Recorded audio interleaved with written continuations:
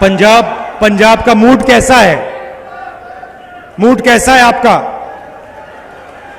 आप जानते हो कि आप लोग देश का मूड बनाते हो।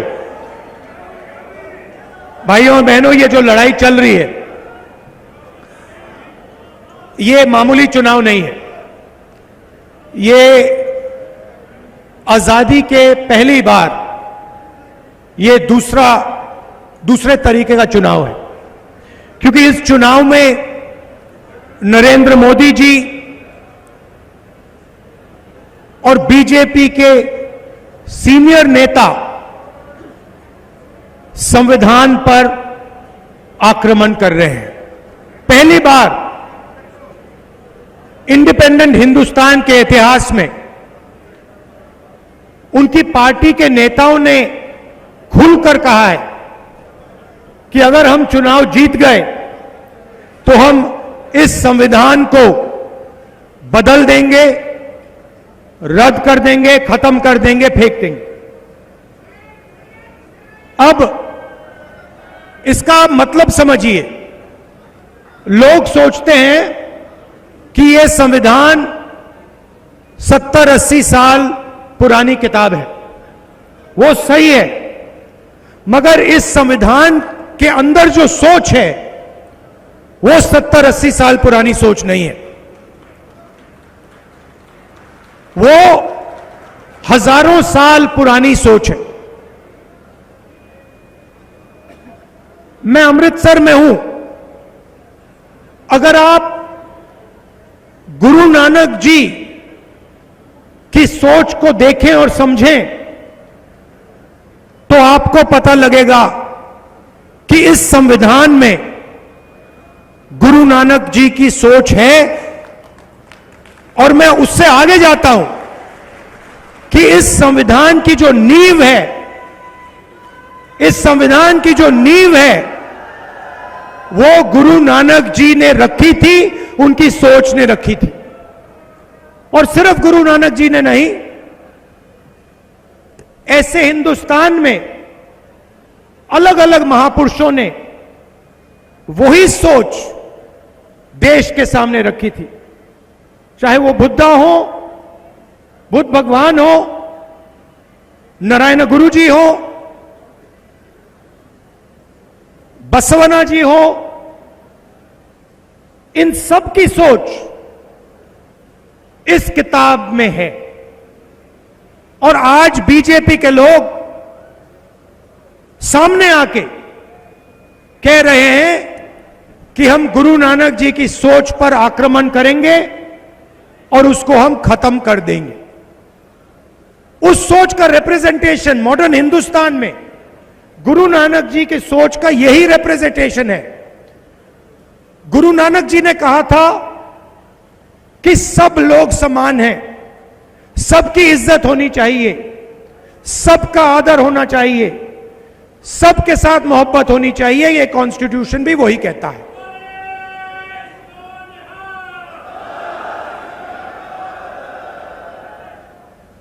तो चुनाव दो विचारधाराओं के बीच में है।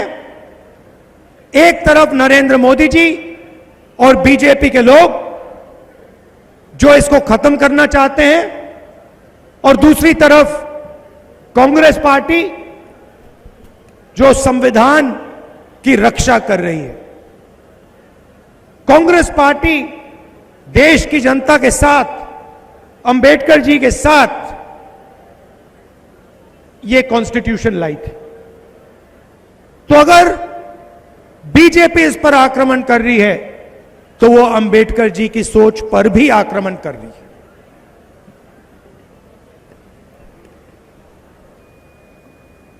भाइयों और बहनों,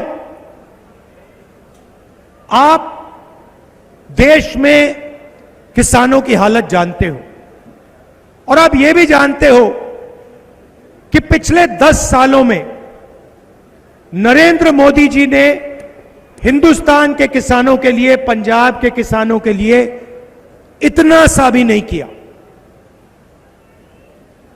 उल्टा आप पर आक्रमण किया।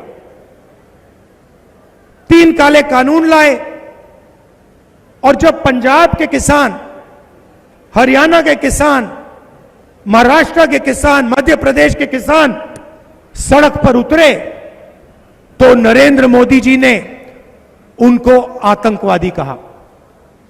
यह बात हम कभी नहीं भूल सकते हैं। 16 लाख करोड़ रुपए उन्होंने 22 लोगों का कर्जा माफ किया, मगर पंजाब के किसान का, बाकी प्रदेशों के किसानों का 1 रुपया उन्होंने कर्जा माफ नहीं किया है। और खुलकर कहते हैं कि मैं किसानों का कर्जा माफ नहीं करूंगा क्योंकि इससे किसानों की आदत बिगड़ती है। मैं आपसे पूछना चाहता हूं, अदानी का कर्जा माफ होता है, 16 लाख करोड़ रुपए 22 लोगों का कर्जा माफ होता है, तो उनकी आदत नहीं बिगड़ती है, मगर पंजाब के किसान का कर्जा माफ होता है तो किसान की आदत बिगड़ती है। यह कैसी सोच है?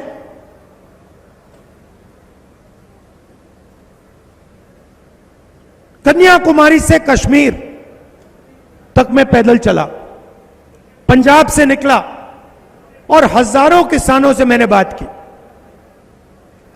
और किसानों ने सिर्फ 3 चीजें मुझे बोली जो आपके दिल में थी।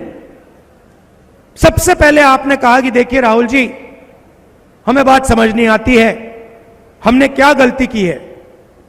उनका कर्जा माफ हो जाता है, अदानी अंबानी के लिए कानून बनते हैं, मगर हमारा कर्जा कभी माफ नहीं होता।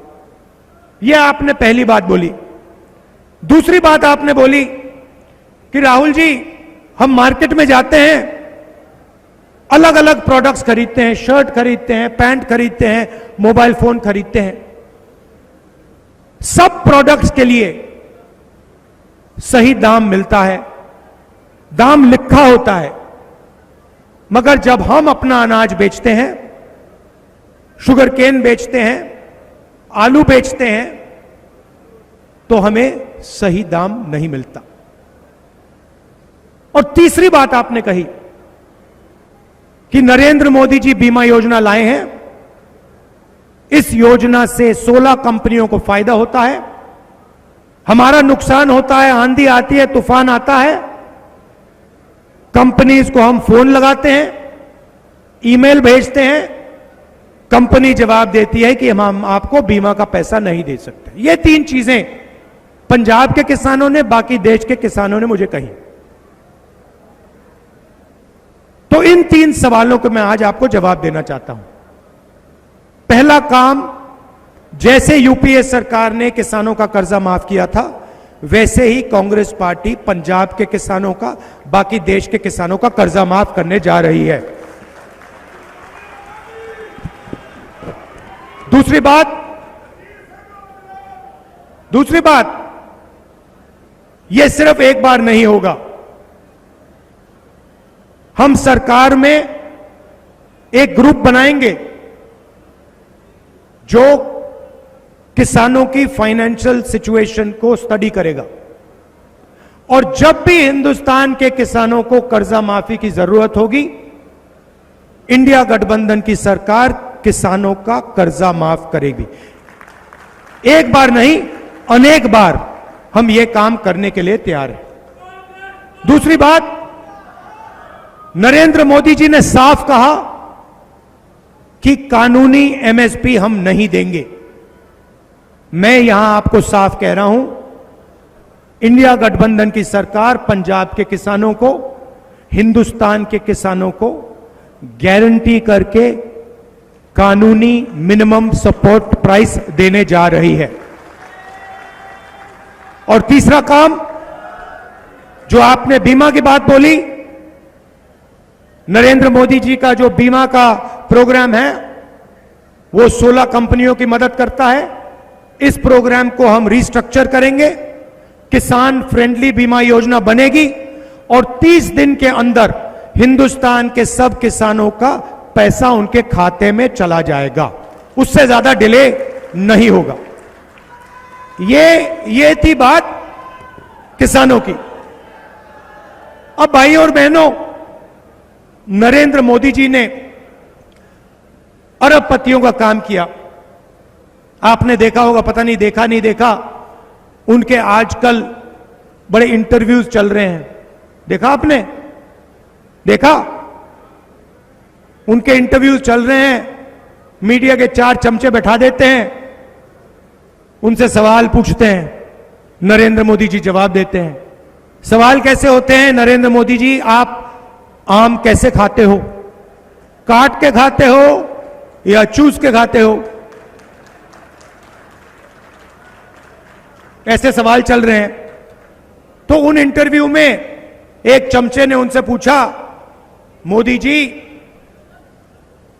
हिंदुस्तान में अमीर लोग अमीर होते जा रहे हैं और गरीब लोग गरीब होते जा रहे हैं, इसके बारे में आप क्या सोचते हो?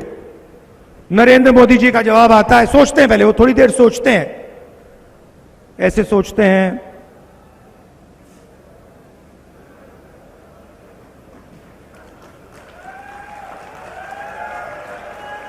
फिर कहते हैं, क्या चाहते हो कि मैं सबको गरीब बना दूं? नहीं मोदी जी, हम चाहते हैं कि जो आप अमीरों के लिए करते हो, अरबपतियों के लिए करते हो, वो आप गरीबों के लिए करो। अच्छा, एक नई बात चली है, पता नहीं आपने सुना नहीं सुना, उन्हीं चमचों के साथ इंटरव्यू में एक चमची पूछती है, नरेंद्र मोदी जी, आप में इतनी ऊर्जा कहां से आती है, इतनी एनर्जी कहां से आती है? नरेंद्र मोदी जी का जवाब आता है, मैं बायोलॉजिकल नहीं हूं, बायोलॉजिकल नहीं हूं, पता नहीं चीजें कैसे होती हैं, परमात्मा ने मुझे भेजा है और मैं बायोलॉजिकल नहीं हूं, मैं परमात्मा का काम करता हूं, मुझे परमात्मा ने मिशन पे भेजा है। मतलब हिंदुस्तान के बड़े से बड़े महापुरुषों ने यह बात नहीं बोली, मगर नरेंद्र मोदी जी को लगता है कि परमात्मा ने उनको चुना है, सिर्फ उनको। हम सब बायोलॉजिकल हैं, हिंदुस्तान के किसान, मजदूर, प्रेस रिपोर्टर सब बायोलॉजिकल, मगर नरेंद्र मोदी बायोलॉजिकल नहीं, एक व्यक्ति को भेजा है, परमात्मा ने भेजा है। मैं सोच रहा था, नरेंद्र मोदी जी, ये फीलिंग आपको कब आती है? ये आपको 24 घंटे लगता है या सुबह ऐसा लगता है या शाम को लगता है? और ये जो आपको फीलिंग आई, ये नोटबंदी से पहले भी आई थी क्या? गलत जीएसटी लागू करने से पहले आई थी? ये मैं सवाल पूछ रहा हूं क्योंकि नरेंद्र मोदी के हाथ में परमाणु बम का स्विच है। खैर, बड़े इंटरव्यू चल रहे हैं, उसमें नरेंद्र मोदी जी टिप्पणी दे रहे हैं। शायद परमात्मा ने कहा है कि हिंदुस्तान के सारे इंफ्रास्ट्रक्चर को, एयरपोर्ट्स को, पोर्ट्स को अदानी को पकड़ा दो, मगर पिछले 10 साल उन्होंने यही किया है। तो अब हम उल्टा करने जा रहे हैं। उन्होंने 22 अरबपति बनाए, हम करोड़ों लाखपति बनाएंगे।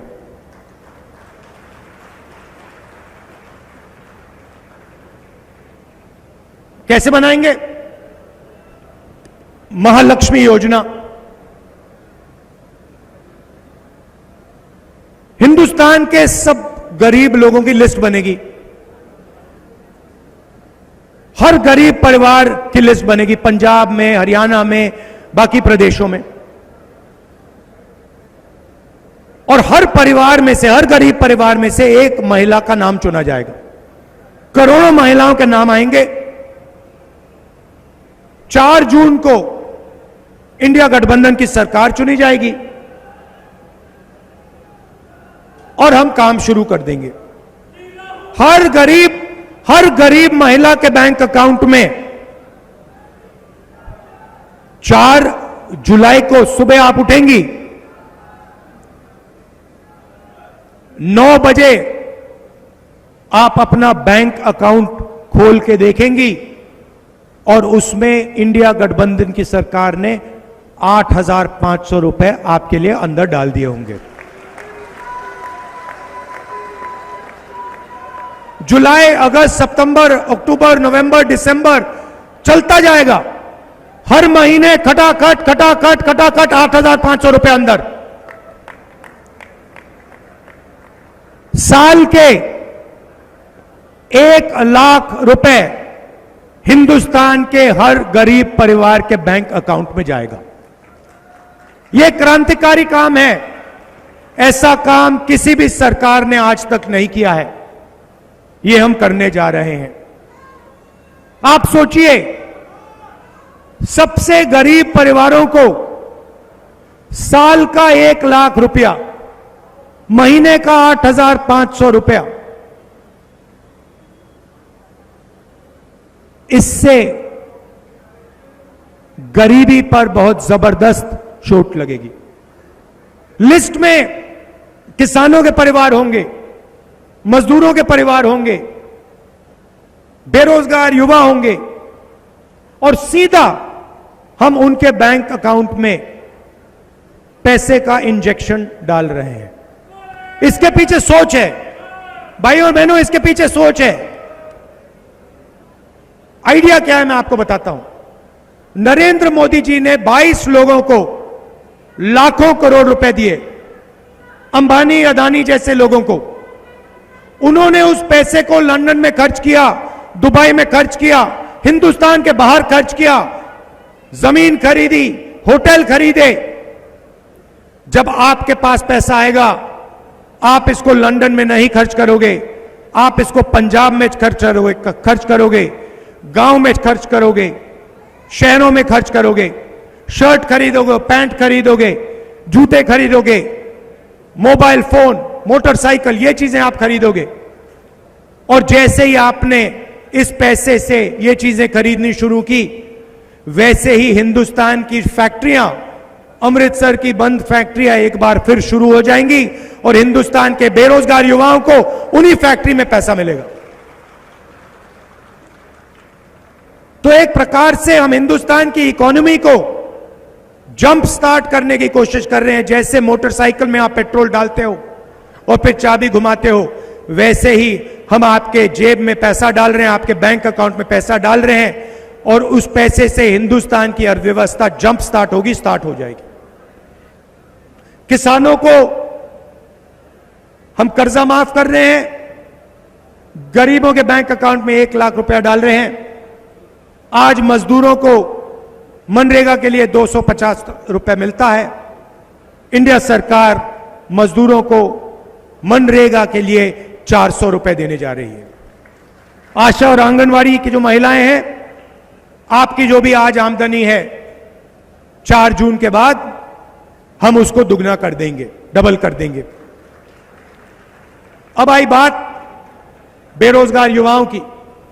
नरेंद्र मोदी जी ने हिंदुस्तान के युवाओं से कहा था 2 करोड़ युवाओं को मैं रोजगार दूंगा।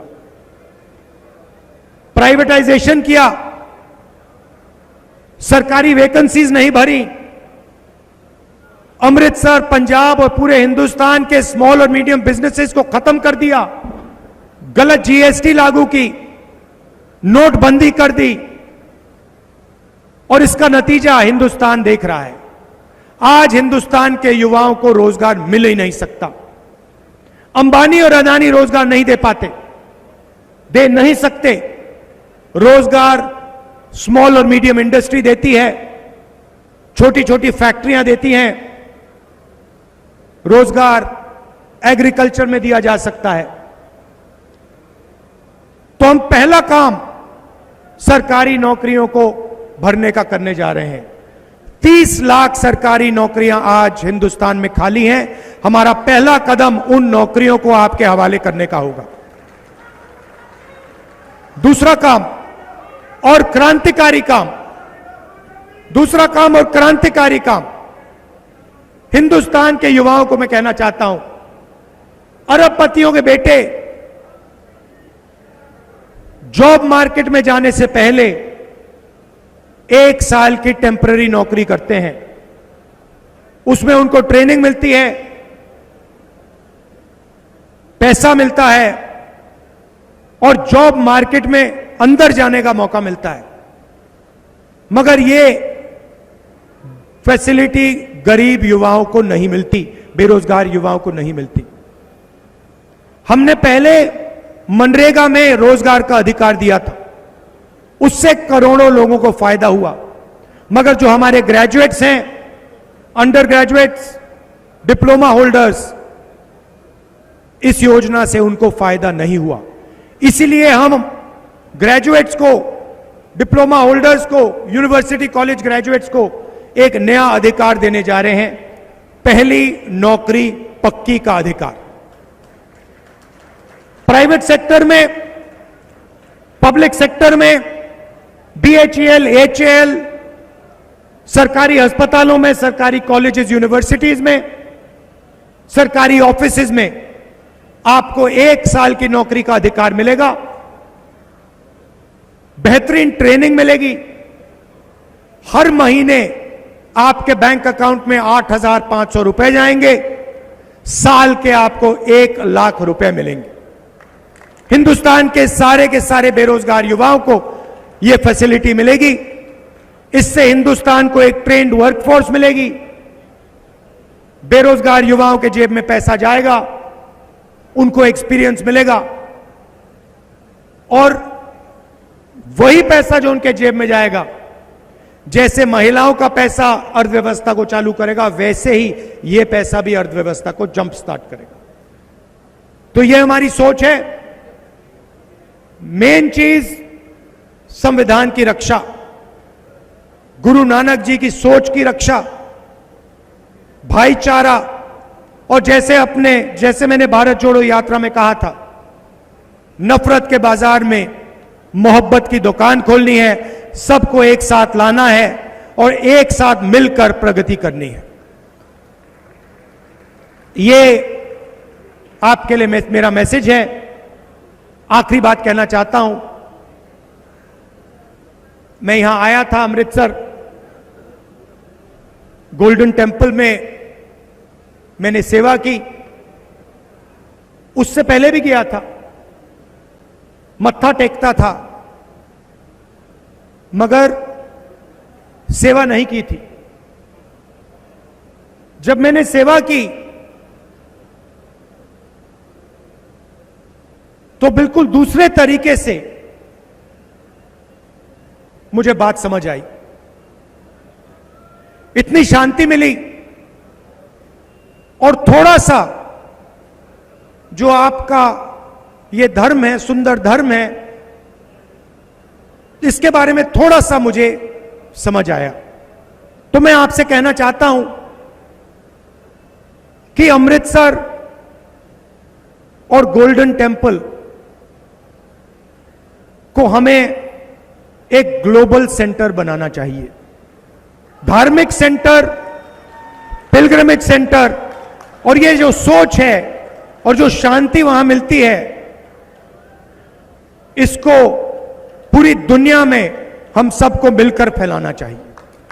और इस काम को मैं आपको कह रहा हूं कि इस काम को करने में जो भी मैं कर सकूंगा, जितनी भी मैं शक्ति डाल पाऊंगा, मैं डालने जा रहा हूं। आप सबका दिल से बहुत बहुत धन्यवाद। और जो गुरु नानक जी ने, गुरु गोविंद सिंह जी ने रास्ता हमें दिखाया है, उस रास्ते पे हम सबको मिलकर आगे बढ़ना चाहिए। बहुत बहुत धन्यवाद। नमस्कार। जय हिंद, जय पंजाब।